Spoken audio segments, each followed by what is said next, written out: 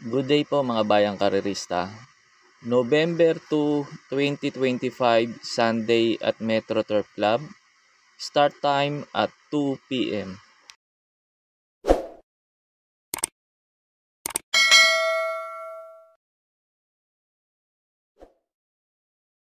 Start na po tayo, race number 1. Pang-primera ko dito yung numero 1, Dreams of the World. Ito yung barriera nito, impresibo.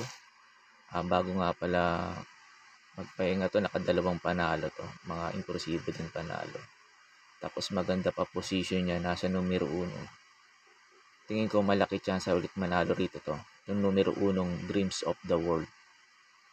Second choice ko po yung numero 8, Lady Bug Red. Ito si Lady Bug Red, binalik kay Sarate. Tingin ko maganda itatakbo ngayon nito. Mag-uumento sigurado itong kabayo na to. Itong numero 8, Lady Bug Red. Ito pwedeng umupset kay Dreams of the World. Pandihado ko dito yung numero 4, Mythic Laila. Ang problema lang kay Mythic Laila yung salida nito. Pag ito maganda sinalida at nakasabay ka agad, tingin ko ito pwedeng rumimate rito. Itong numero 4, Mythic Laila. Pag may kursunada pa kayo dito sa race number 1, dagdag nyo na lang, medyo magulo kasi kagad itong race number 1 na to. Kaya po sa race number 1, pang-primera ko po yung numero 1, Dreams of the World. Second choice ko po yung numero 8, Lady Bug Red. Third choice ko po na pandihado yung numero 4, Mythic Laila. Sa race number 2 na po tayo. Ito sa mga nagtitipid at kulang sa puhunan. Pwede nyo suluhin to. Ito numero 6, Dakota Elegance. Cambio Hinete. Binigay na kay JT Sarate, hindi na JB Hernandez. Tingin ko mag-uumento tong kabayo na to. Tingin ko maganda magiging prueba na ito. At tingin ko wala pa rin gaanong mabilis na pwede kagad magpahirap sa kanya. Pag eto na una at hindi hinabol kagad nila Manny for Gabriel o Gentleman Bell sa unahan, tingin ko malaki chance makatapos ng karera to, lalo na't maganda posisyon niya last to enter. Hindi may ipit sa largahan. Tingin ko baka iuna na kagad Sarate to. Pang-protection ko pa yung numero 5, Wild is the Wind. Ito sakali naman mapahirapan sa unahan nila Manny for Gabriel, Gentleman Bell to si Dakota Elegance o kaya si Batang Kanlaon sakaling merong itong kabayo na to. Kasi may bilis din to si Batang Kanlaon. Tingin ko ito pwedeng rumimate. Itong numero 5, Wild is the Wind, lalo na't konti entry. Hindi matatraffic. Tingin ko ito pwedeng rumimate rito.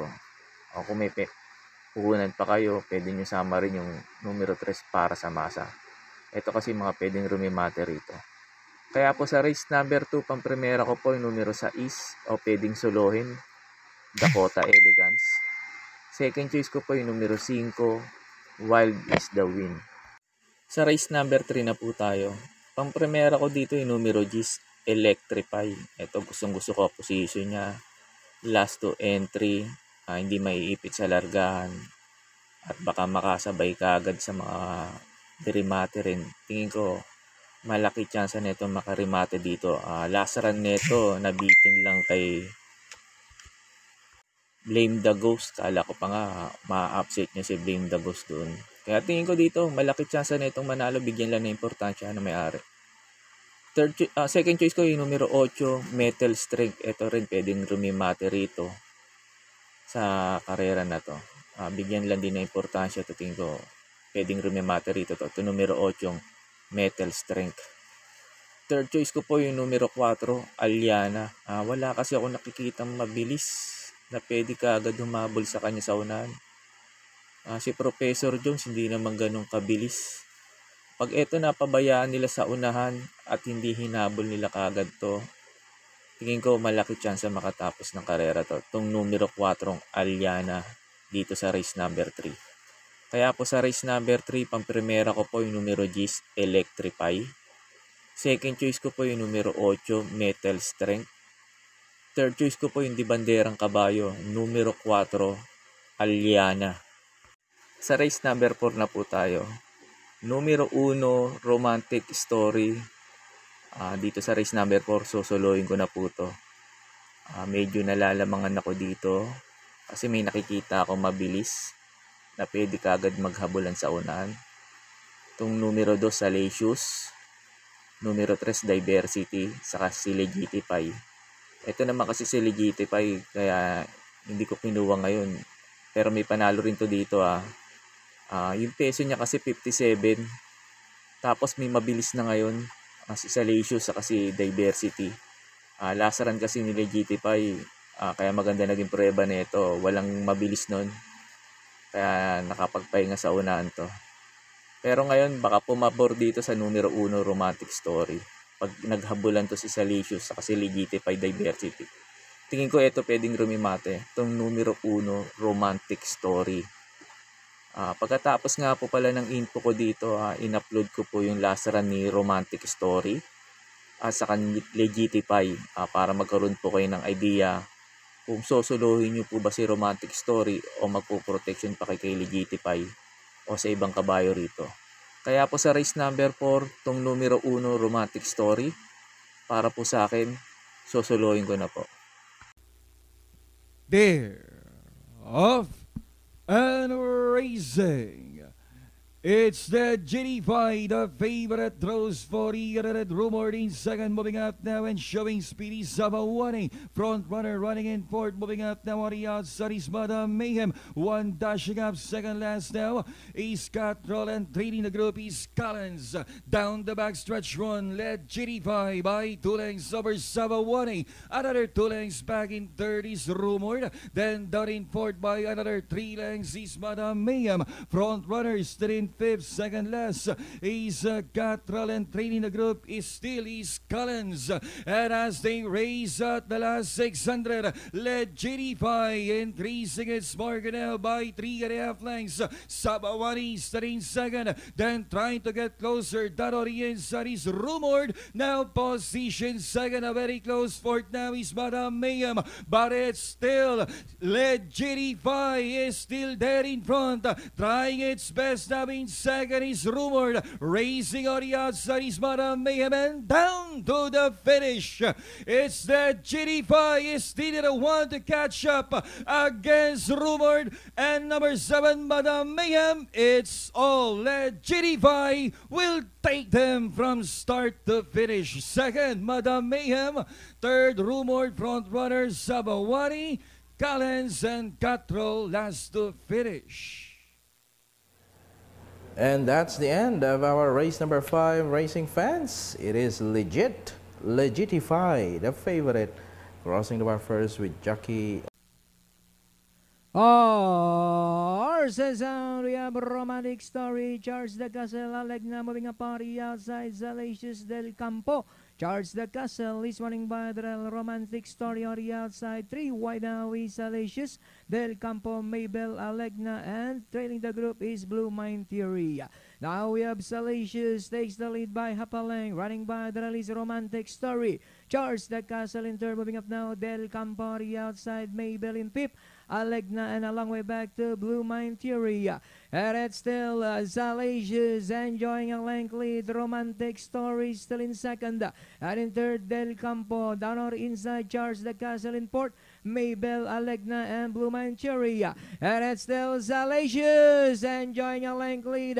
Romantic Story still in second. Del Campo now coming closer in third together with Alegna, Charles the Castle, Mabel, and Blue Mind Theory. And it's still Salacious by a length and half.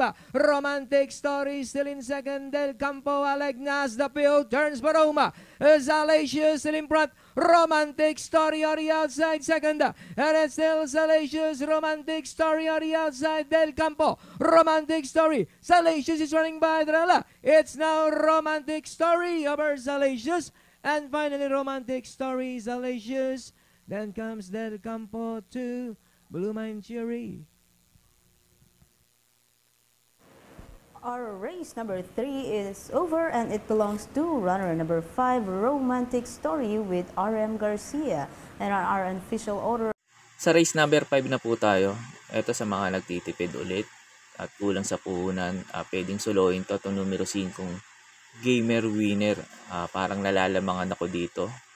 Pag ito napabayaan ni Grand Jackpot sa unan o mauna to kay Grand Jackpot at hindi hinabol ni Grand Jackpot, Tingin ko malaki chance makatapos ng karera to. Lalo na't M.A. Alvarez to. Tingin ko mag-uumento tong kabayo na to. Second choice ko po yung numero 2, Brent Pride.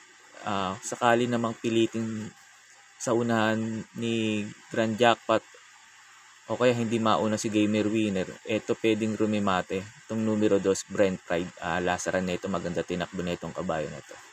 Pa-aumento tong kabayo na to, kaya tingin ko itong pwede umupset kay Gamer Winner, itong numero 2, Brent Pride. Kung gusto niyo pa ng dehado rito, sama niyo yung numero 4. Tingin ko baka hindi rin madehado at bubenta rin to, itong numero 4 Blackstar. Ito kasi mga pwedeng rumimate rito. At tingin ko may panalo rin to dito, hindi ko lang sinama kasi nga aanim na lang to. Kaya po sa race number 5, numero 5, Gamer Winner, sa mga nagtitipid, pwedeng solohin to. Second choice ko po yung numero 2, Brent Pride. Sa race number 6 na po tayo. Dito sa race number 6, sa mga hindi ko napili, kung may kursonada pa kayo, idagdag nyo lang kasi medyo magulo tong race na to. May mga biyaherong may-ari rito.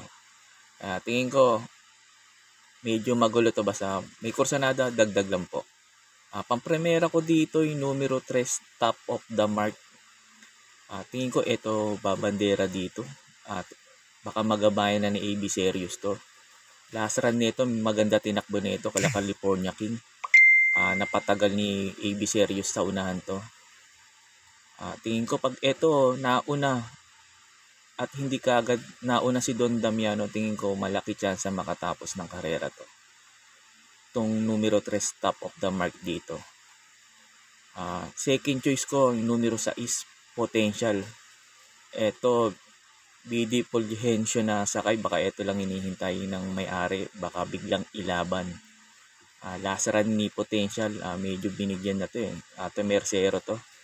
Pagkakaalam ko, Temercero to kay Cristiano. Tingin ko ito kasi pwedeng rumimate rito. Itong numero 6, Potential, maganda position, nasa labas. Sana bigyan na importansya na may-ari ito. Tingin ko may panalo talaga dito to. Itong numero 6, Potential. Kaya po sa race number 6, pang-primera ko po yung numero 3, Top of the Mark. Second choice ko po yung numero 6, Potential. Sa last race na po tayo. Bago nga po pala ako magbigay ng info ko dito sa last race, makikiusap lang po ako sa inyo na sana po mag-subscribe po kayo sa YouTube channel ko. At pakitap na rin po yung notification bell para updated kayo tuwing mag-upload ako ng mga infos at videos ko po dito. Arnel Racing Tips, maraming salamat po. Sa last race na po tayo. Pang-primera ko dito yung couple entry numero 3, Yana Special, Nards 23. Si Yana Special, tingin ko iuna to. Panghabol to kay Bian Confer kasi mabilis din tong kabayo na to. Yung 3A naman si Nards 23, pwede namang isabay to. Mas maganda nga to yung pinaririmate to. Itong si Nards 23, baka magamayan na ng M.A. Alvarez. Tingin ko malaki chance na netong manalo rito sa last race. Second choice ko po yung numero 9, Bian Confer. Ito kasi si Bian Confer, magaling to pag nauna. Pag ito nauna at hindi nila hinabol sa unahan, tingin ko malaki chance rin makatapos ng karera to. Itong numero 9, Bian Confer. Third choice ko po rito, pandihado yung numero 12, Anyo 96. Maganda position niya, last to enter. Tingin ko mag-aabang lang tong kabayo na to. Bigyan lang ng importansya ng may-ari ito. Tingin ko may panalo dito to sa last race. Itong numero 12, Anyo 96. Kaya po sa last race, pang-primera ko po yung couple entering numero 3, Yana Special, 3A Nards 23. Second choice ko po yung numero 9, Bian Confer. Third choice ko po na pandihado yung numero 12, Anyo 96. Yun lang po. Good luck and happy racing po mga bayang karerista. Pagkatapos nga po pala nito yung mga pa-shoutout nyo po. May pa-shoutout po si Sir Anselmo. Pinapa-shoutout niya yung manager niyang si Sunny Nicandro. Sir Sunny Nicandro at Sir Anselmo, shoutout po sa inyong dalawa at maraming salamat po. Shoutout po sa inyo, Sir Legendary Race Caller JR Cabansag. Shoutout po sa inyo, Sir, at maraming salamat po. May pa-shoutout po si Sir Kuya Pogi, aka Richard Garcia. Ito, idol ko to, si Sir Richard Garcia. Pinapa-shoutout niya yung kapatid niya nasa Kuwait, si Michael Garcia. Sir Michael Garcia dyan sa Kuwait at Sir Kuya Pogi, Richard Garcia, shoutout po sa inyong dalawa at maraming salamat po. May pa-shoutout po si Sir John Dolph Raso. Pinapa-shoutout niya yung Bayang Karirista at sa Mads OTV dyan sa QC. Shoutout po sa inyo. At Sir John Dolph Raso, shoutout din po sa iyo at maraming salamat po. Shoutout po sa inyo Sir Del Monte Javier ng Caloocan de Paro OTV. Shoutout po sa inyo dyan at Sir Del Monte Javier, shoutout po sa iyo at maraming salamat po. Shoutout po sa inyo Sir Seken Munsod ng Tondo. Shoutout po sa inyo Sir Seken Munsod at maraming salamat po. May pa-shoutout po si Sir Rodilio Tabernilla. Pinapa-shoutout niya si Cacho Batang Malibay, karirista OTV Rotondang mga karirista dyan. Pinapa-shoutout kayo ni Sir Rodilio Tabernilla. At Sir Rodilio Tabernilla, shoutout din po sa iyo at maraming salamat po. May pa-shoutout po si Sir Ramon Carpio. Pinapa-shoutout niya lagi yung kumpare niyang si Tirso Espiel. Sir Tirso Espiel at Sir Ramon Carpio, shoutout po sa inyong dalawa at maraming salamat po. May pa-shoutout po si Sir Junti Buscas. Pinapa-shoutout niya yung Popoy's OTV, Taylor si Madel at yung may-ari na si Boss Teban. Yung Taylor Madel, shoutout po sa inyo. At yung may-ari ng Popoy's OTV si Boss Teban, shoutout din po sa inyo. At Sir Junti Buscas, lalo na sa iyo, shoutout sa iyo at maraming salamat po.